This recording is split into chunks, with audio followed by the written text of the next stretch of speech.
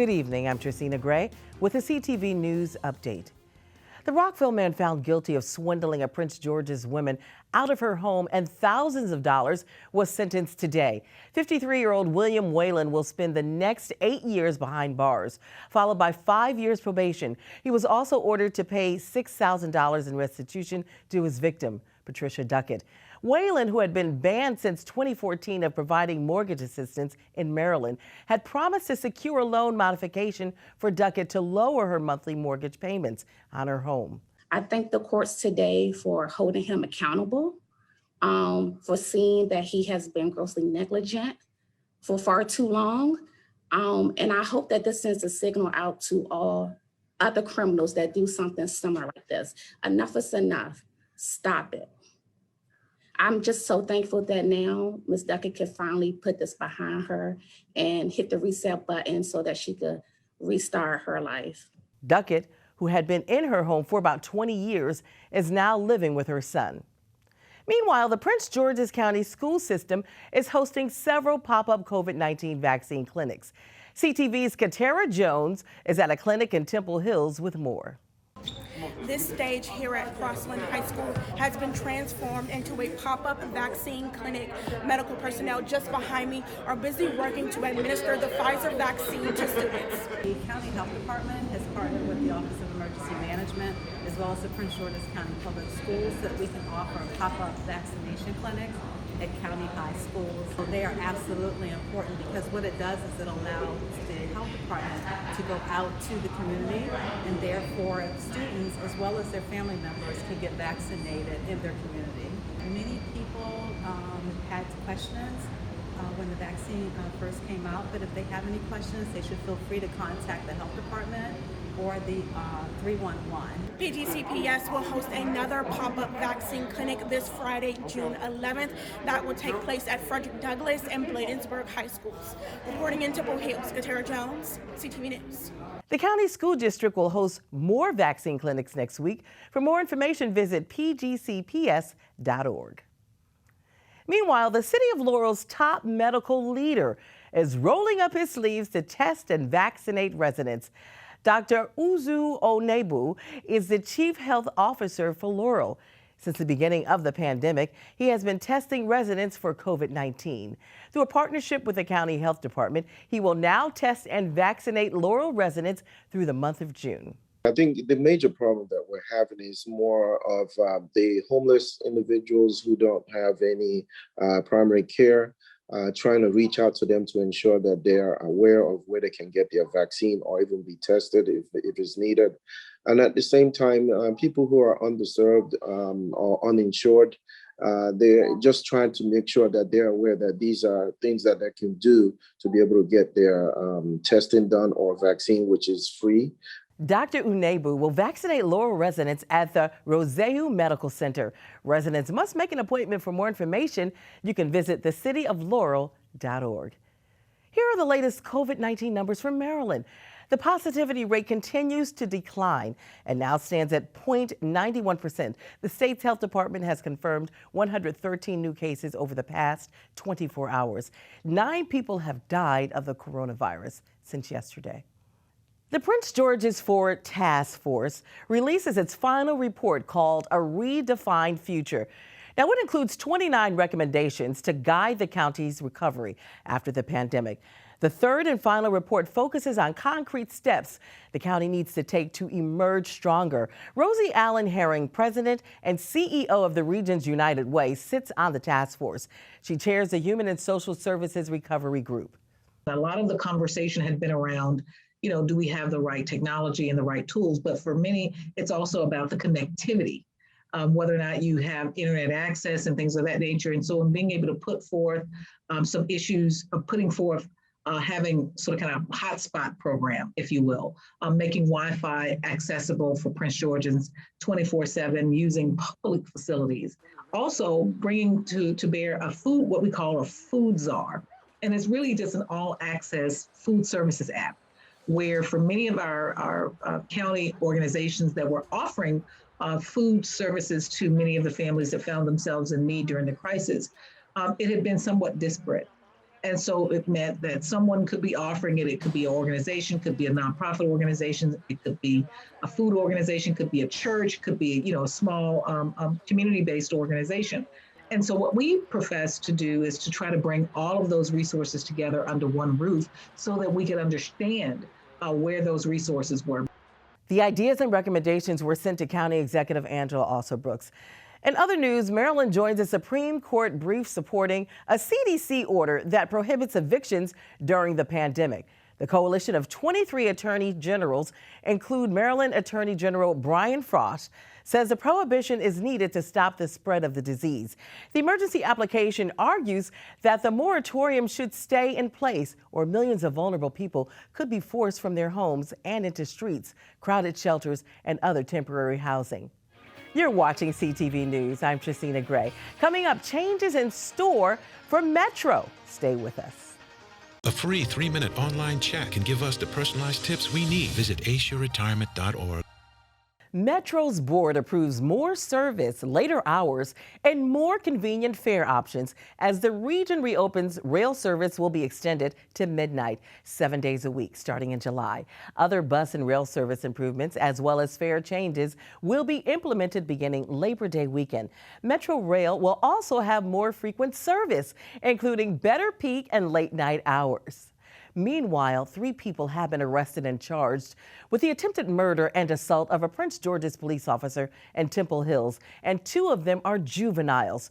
The first suspect is 18-year-old Paul Canarde of Northwest Washington. The juveniles have been charged as adults. Police were at the 4900 block of Beach Road in Temple Hills Wednesday, investigating the theft of a credit card. When police approached a garage, a Dodge Charger exited the building, striking an officer. Police opened fire, but no one was hit. Investigators say the car was stolen at gunpoint in D.C. A search of the car turned up 2 handguns and extended magazines. In other news, the Prince George's School Board approved some very progressive recommendations to support immigrant students and families. An ethnic and cultural studies course will be required for graduation by 2025.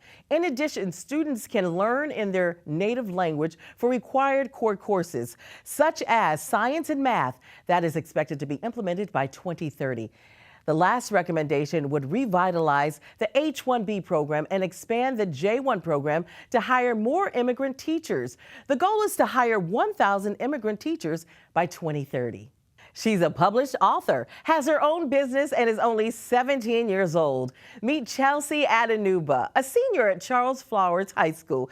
Adenuba's new book called Heart Over Hustle is currently available for pre-order. She also published How to Be a Young Boss when she was 16 years old. She wrote it after starting a bonnet business in 2019 called Chell's Designs.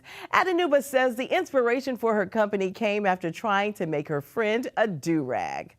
It didn't go too well. I had a lot of trouble making the do-rag, but after that, I realized, okay, what's the opposite of do-rags? Bonnets. So I started to sew bonnets, and the whole sewing thing actually started because there was a sewing machine laying down in my house. And one day after school, when I was in 10th grade, I came back and I was like, I can literally use this and make something great out of it. Adenuba is going to the University of Pittsburgh in the fall. She plans to be a pediatrician. Meanwhile, the Montgomery County Board of Education adopts its final operating budget for fiscal year 2022, and it comes with a nearly $3 billion price tag. Officials say the budget will address learning loss and provide mental health services to students and employees. The budget will also make investments in technology for continued virtual learning. And still ahead, CTV's Sakina Janae takes us to sunny Florida. All the details next. Find out how to use an awkward silence to help a friend with their mental health at seizetheawkward.org. Welcome back. As worries and fears about COVID-19 continue to ease, more and more people are going out. They're shopping, going to restaurants, and traveling out of town. Our Sakina Janae is no exception. She recently traveled to sunny Florida. All right, thank you guys. I'm Sakina Janae, and I'm here at Walt Disney World Swan and Dolphin Resort, right? And I know what you're thinking, guys. Really? You're traveling during COVID? Let me tell you why. After being at home for over a year, my family and I had been itching to get out of town. For our first adventure, we packed our bags and headed to Orlando's Walt Disney World Swan and Dolphin Resort. The Walt Disney World Swan and Dolphin has the best location. We are located in the center of Walt Disney World, walking distance to Epcot and Disney's Hollywood Studios. We're actually standing on the walkway that takes you right into both parks. If you choose to go to one of the other parks, we provide complimentary transportation to those parks, as well as Disney Springs for dining and entertainment. Not only is the resort walking distance from some of our favorite theme parks, it also has many on-site amenities. Amenities, in addition to excellent park access, we have over 22 restaurants and lounges to offer right here on property. We have 6 pools, we have a spa, we have something for everyone. Officials say the hotel is taking many COVID-related precautions to ensure that everyone feels safe while traveling. We've been open since last summer. Our cast members are the best trained cast members in any of the country. They were fortunate to come back to work last summer and go through extensive training. We follow both Marriott International as well as Walt Disney World safety protocols. So they have been trained by both companies, and if there are 2 different protocols, we always lean in the direction of the safest guideline.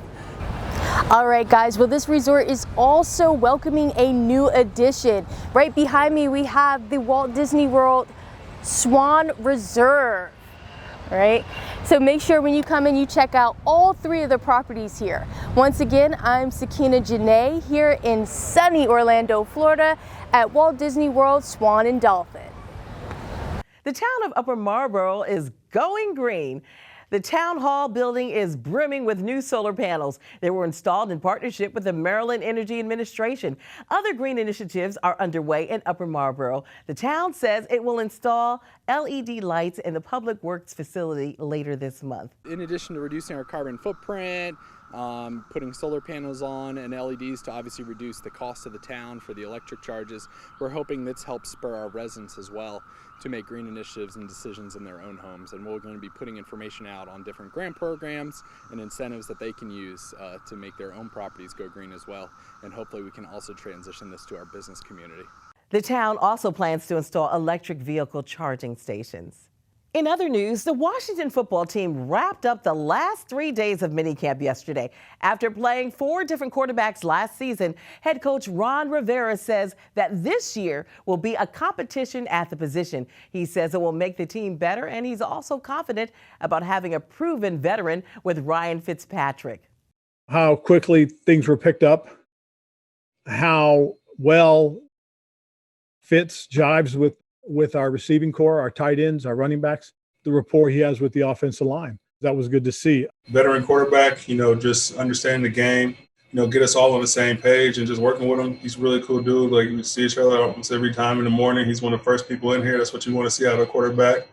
We're still running the same offense. Obviously, there's little tweaks here and there.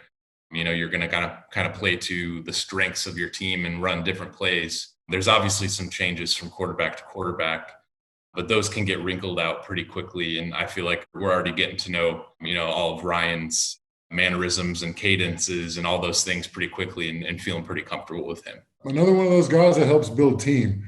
He's an awesome guy. That's one of the first things I talked to a couple of my buddies around the league that have played with him. They say he's just one of the best guys you'll ever be around. And that's 100% true.